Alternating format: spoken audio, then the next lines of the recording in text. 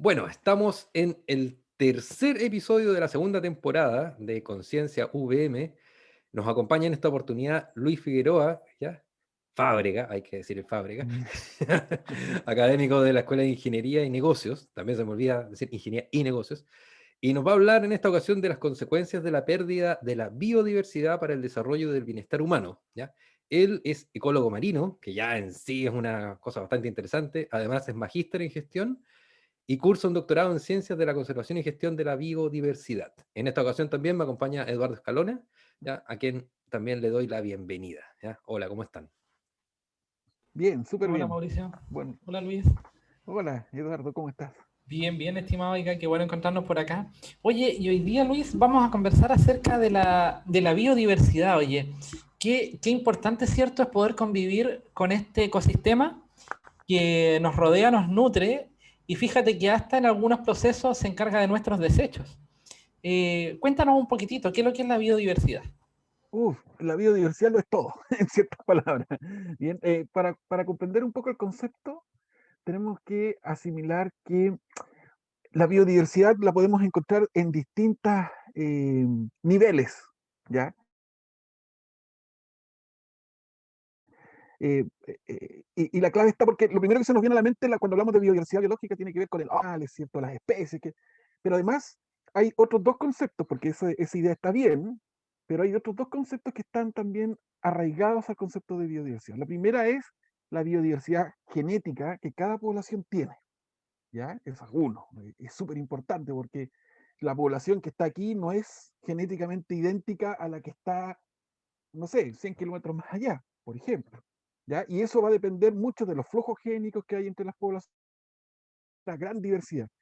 Y eso es crucial porque cuando una especie, por ejemplo, sufre estos que se conocen como cuellos de botella, por ejemplo, una sobrepesca o una presión, ¿cierto?, muy importante desde el punto de vista selectivo, ¿ya? Ese pool génico se va reduciendo y por lo tanto vamos perdiendo biodiversidad.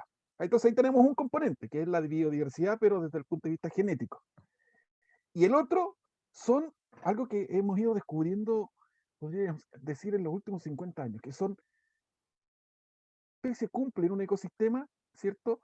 Eh, Hace o genera un servicio, una función. Y esas funciones también son parte de la biodiversidad en el componente del ecosistema.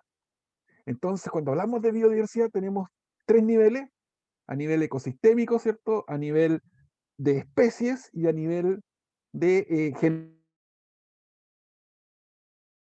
genética, ¿cierto? Y su riqueza. Entonces, Oye, el Luis, concepto no es tan simple como uno pudiera pensarlo. sí, sí, de hecho me quedé en lo último, dame un ejemplo para poder entenderlo mejor. Ah, mira, pasan cosas muy simpáticas. Por ejemplo, si yo tengo un humedal, ¿ya? Y dentro de ese humedal ocurre un impacto ambiental, cualquiera sea este. Y ese impacto ambiental, por ejemplo, puede ser un derrame o un cambio de Ya, sí, cae petróleo, temperatura, ya, cae, que haya bacán, petróleo. ya. Desaparece, por ejemplo, una especie que puede ser clave en la estructuración de ese ecosistema. Todas las funciones que cumplía esa especie, por ejemplo, estoy pensando en un pajonal, ¿ya? Los cisnes en Que, Valdivia con la contaminación bueno, de... ya, sí, eso, ya. justamente, los cisnes en Valdivia, pero ahí la clave del cisne en Valdivia es que, bueno, es un poco más, porque el beneficio directo que teníamos con los cisnes, yo trabajé en ese estudio, fue mi primer ¿Ya? trabajo como profesional, el de mortalidad de cisnes de Valdivia. Y lo interesante del cisne de Valdivia es que además ahí se configuraba una situación que también ya era anómala. El beneficio que obteníamos como seres humanos tenía que ver con la maravillosa cierta oportunidad de ver tantos cisnes juntos que en ninguna otra parte del país lo podíamos Mm. ver a ese nivel. Estamos hablando de 14.000 cisnes juntos en un solo lugar. Para mantener esa población de estas vacas volantes, porque ellos son herbívoros, entonces tenían que comer pasto harto, había una planta, ¿cierto?, que era la Regeria densa, que justamente cumplía un rol estructurador de ese ecosistema. O sea, por un lado retenía sedimento, el agua se mantenía clara, había fotosíntesis bajo el agua, crecía en abundancia y por lo tanto ahí los cisnes ramoneaban o iban comiendo. Cuando desaparece esa planta, bueno, esa planta es introducida y en el 90% de los países del mundo es una plaga, pero los cisnes se alimentaban, entonces La mantenían a regulaban. raya la plaga, Ya. claro, pero a la vez aumentaba la población de cisnes por la disponibilidad de alimentos. Entonces el cisne creció en número de individuos, población, etc. Ahí tenemos un claro ejemplo. El estructurador y función entre cisne y Egeria densa, ¿cierto? Permitía que se mantuviese ese equilibrio. Cuando desaparece uno, comienza resuspensión de sedimento, los cisnes no mueren, sino que vuelan a buscar alimento para todas partes. Y la gran colonia de 14.000 baja a 200, 300 individuos. Un 1 o 2% fallece, que son generalmente todos los organismos que no pueden volar, no pueden migrar. Entonces, ahí tú ves un claro ejemplo de cómo están las especies interconectadas, ¿cierto? Cumplen ciertas funciones.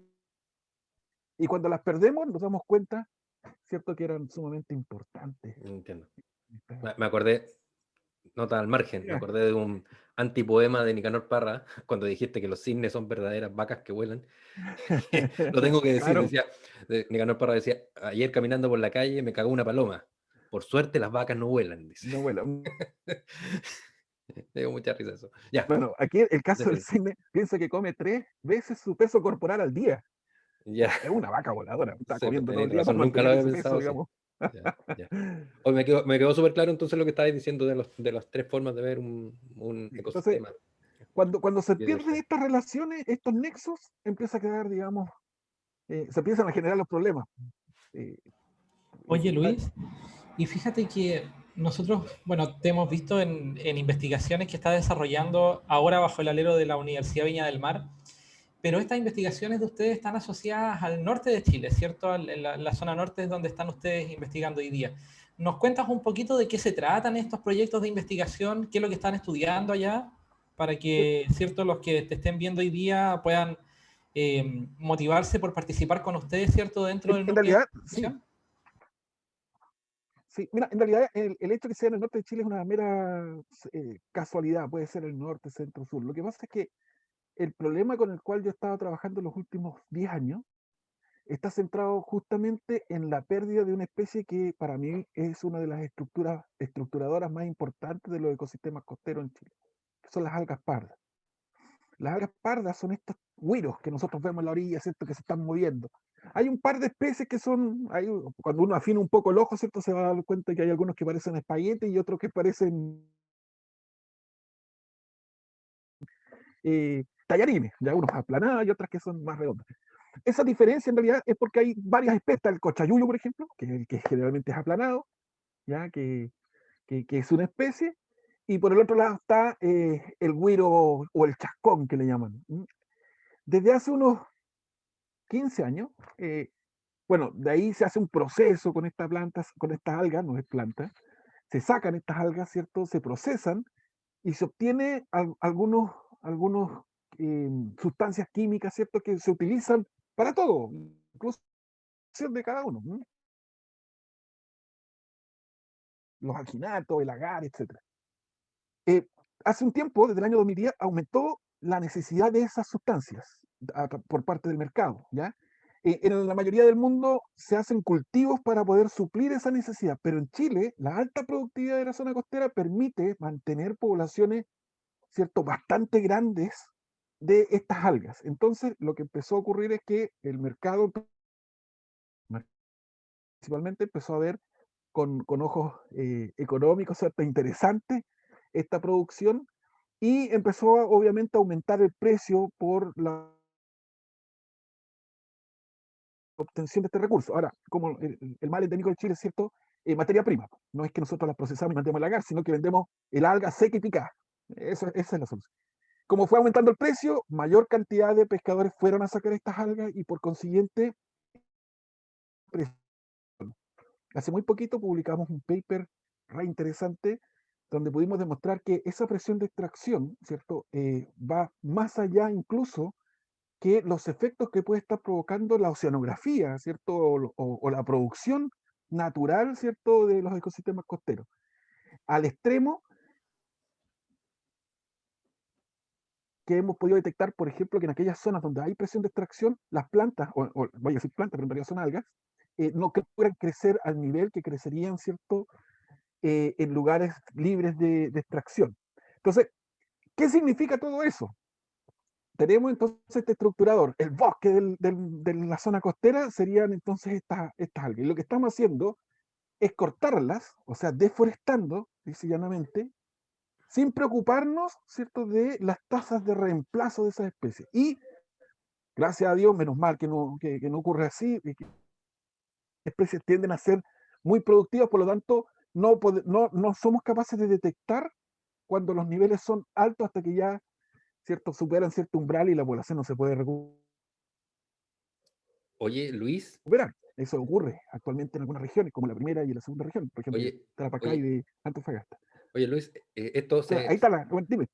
no, no, es que esto se cruza con una discusión que ha estado en esta semana, un par de semanas atrás, que precisamente por declaraciones de, no voy a hacer comentarios políticos, pero comentarios poco Mm, desafortunados, voy a decir, de el presidente ¿cómo se llama? De los empresarios, cosas por el estilo, y que le atacaron la que sofofa. n- la SOFOP, no, no voy a hacer comentarios, no quiero entrar en esa materia, pero Ya. la cosa es que Ya.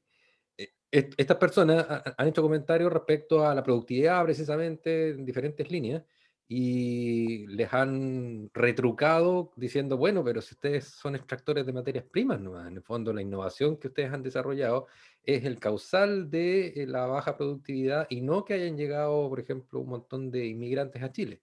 ¿Ya? ¿Y por qué pienso en ello? Porque precisamente ese tema se roza con lo que tú estás diciendo un poco. En el fondo, saquemos algas del mar, total, están ahí, ¿ya? ¿Para qué vamos a hacer una innovación y cultivarla? Innovar en el proceso productivo, si total es llegar y sacarla. Pues. Entonces se cruzan varios temas, no solamente un tema de biodiversidad, también hay un tema socioeconómico súper importante. Por supuesto. Y ahí viene la clave. ¿No? Porque yo te decía, bien, ¿qué pasa si yo saco todas estas algas? ¿Cierto? Va a haber un impacto ecológico. Muchos de los pescadores, como ellos viven ahí, saben exactamente cuál es ese impacto. Algunas, porque recuerda, hay 700 áreas de manejo dentro de en la costa de nuestro país, cada una administrada por un sindicato, ¿cierto? De pescadores artesanales, y ellos, hay dos miradas. Y esto igual que el mundo de la sofofa o de cualquier otra. Dos miradas. Una productiva, donde yo quiero sacar lo que tengo de forma rápida y venderlo, ya porque tengo necesidades, y eso está claro, hay necesidades sociales de por medio. Y por el otro lado, otra corriente que dice, algo puede estar generando ese ecosistema y por lo tanto vamos a hacer una extracción regulada o simplemente no extraer, ostentable, mientras el precio no siga aumentando. Una vez un pescador me dijo, en los vilos alguien me dijo, o sea, yo le pregunté, ¿por qué ustedes no sacan? Era un sindicato. Y me dice, no, por la estructuración del ecosistema, hay que protegerlo, a nosotros nos interesan los locos, que son el objetivo principal, etcétera. Yo, feliz. O sea, imagínate yo como ecólogo marino, ¡ay, un pescador que me Diciendo de diga eso, esto! Yo sí, así como, ¡oh! qué lo felicidad, logramos, ¿no? lo logramos. Claro, pero me dice después arreglón seguido. Y cuando yo me veo así, me dice, a no ser de que llegue a 1000 pesos, porque si el kilo llega a 1000 pesos, hasta yo mismo saco. O sea, y ahí Sí, tú te pues. das cuenta, claro, la conservación vale hasta que ya llega un momento en que tú no puedes decir que no, porque también hay un negocio de por medio. Y eso me ayudó mucho en otro paper que escribí también, que ahí Oye, con la pero gente ojo, del ojo, IFOP, ojo Luis, yo voy a que meter, fue buscar ese ya, tipo de cosas. mira, Dime. ojo, yo ahí estoy totalmente de acuerdo contigo, pero son dos fuerzas que están luchando en el fondo. Hay un factor económico fuerte y una cosa de mantener la biodiversidad, como tú Ujú. indicas, pero el factor económico yo encuentro que también tiene sutileza. No es lo mismo que el presidente de la SOFOFA diga, tenemos que sacar esto para ganar plata, porque ganar Mm, plata para el presidente de la SOFOFA implicará que se compre sí. un auto nuevo, ¿ya? A decir al pescador que está en los vilos, oye, yo voy a sacar si es que el precio de los locos llega a tal, porque él subsiste de eso, porque hay una Ya, ojo inseguridad. con el romanticismo. ¿Ya? Aquí también hay que ser, es muy probable que un pescador artesanal organizado, ¿cierto? Y bien administrado de su área tenga ganancias incluso mayores que las que nosotros podamos tener en el año. Ya, entiendo, ya. Hay un factor ahí de quiero ganar Entonces, más plata. hay ciertos puntos que a veces nosotros, eh, claro, tengo yo, o sea, todos tenemos ese romanticismo detrás. Por ejemplo, yo, romanticismo. em, Viví 8 años en Chiloé, entonces, pucha, tengo esa mirada de Chiloé de cuando yo era joven, ¿no? Ojalá sin y como era hace 20 años atrás. Cuando yo vivía allá, claramente todos queríamos mall, Sí, po. chilotes y no chilotes. Entonces, ¿por qué ese romanticismo? Porque, claro, esas son las añoranzas que tenemos de recuerdos pasados. Ya. Eh, y pasa lo mismo con esta mirada del pescador, pensando quizás que tu papá fue a pescar en algún momento, o esa relación romántica que tenemos de las acciones humanas. El ser humano en general tiene necesidades económicas. Y está muy inherente, y hay un paper muy bueno que hago estudiar siempre a mis estudiantes, que nos dice, oye, ¿qué bloquea en realidad la sustentabilidad? Porque ya llevamos 30 años con el concepto de buscar la sostenibilidad social y económica. ¿Y qué es lo que está bloqueando? Y él dice, en realidad, uno puede ver el lado político, el lado económico, pero incluso está la necesidad del ser humano de mantener su status quo. Ya. ¿Ya? Que O nada sea, cambie. claro, ¿cuánta gente recicla? Exacto. ¿Cachai? Todos sabemos lo malo y lo terrible que es usar el plástico, pero yo todavía a veces cometo el error de llegar a la esquina sin la bolsa Sí. Yo y cuando me doy cuenta le digo, ayer, no, me la he hecho en los bolsillos y la señora automáticamente te busca una bolsa y te pone toda la bolsa. Tú no, pues me la puedes yo- echar al bolsillo. Entonces, mira, el status quo yo ayer, por cambia. ejemplo, bueno, nuevamente una infidencia. Tenía una botella plástica en mi mano, aquí en mi casa, y estaba en que la reciclaba, la caja donde yo reciclo estaba llena. Y miro el tarro de basura, ¡ah, hippies de mierda! Digo, y la tiro ahí en la bolsa de basura nomás, y chao con la gente. Claro, claro. Claro, yo eso uno lo hace, sí, tienes razón. Mira, un ejemplo que también se los digo a mis chicos. ¿Qué pasa cuando, dónde termina el problema de tu basura? Porque todos decimos, no, yo trato de mantener todo. Imagínate, yo voy a la playa y la mitad de la caminata, ¿cierto? A la hora de deportes, que cuando podemos ir, vamos con todo aquí, con una bolsa que llevo para el perro generalmente para sus necesidades, pero la traigo con zapatos, con un montón de cosas que voy recogiendo también. Bien, la pregunta del millón, ¿esa gente quería ensuciar la playa? ¿Lo hizo adrede? No. Entonces uno dice, no, probablemente se le quedó. Entonces fue algo circunstancial. Vamos más atrás. Yo cuando hago el nudo de mi bolsita, ¿cierto? Ahí deposito el final de mi responsabilidad con hice el nudo y la dejé en la esquina. De ahí que salió de mi casa y la dejé en la esquina, el problema es de otro. ¿Y de quién? Del mundo político, Sí. del mundo económico, del otro, del otro. No es problema mío. A pesar de que el perro rompió tu propia bolsa, ¿no? Que venga otro. Y eso es muy común. Pues eso es parte de nuestro descanso, ¿cierto? Sobre las comodidades a las cuales estamos lamentablemente mal acostumbrados. ¿Tenemos esperanza? Sí, por supuesto. Siempre la educación viene a cambiarnos, ¿cierto? Las miradas. Yo ya no pienso exactamente igual como pensaba hace 30 años atrás o 40 años atrás, por ejemplo. Y cada vez estamos buscando este volver a reencontrarnos. Es muy probable que mi hija, por ejemplo, tenga comportamientos que nosotros, ¿cierto? Nos costaría mucho cambiar.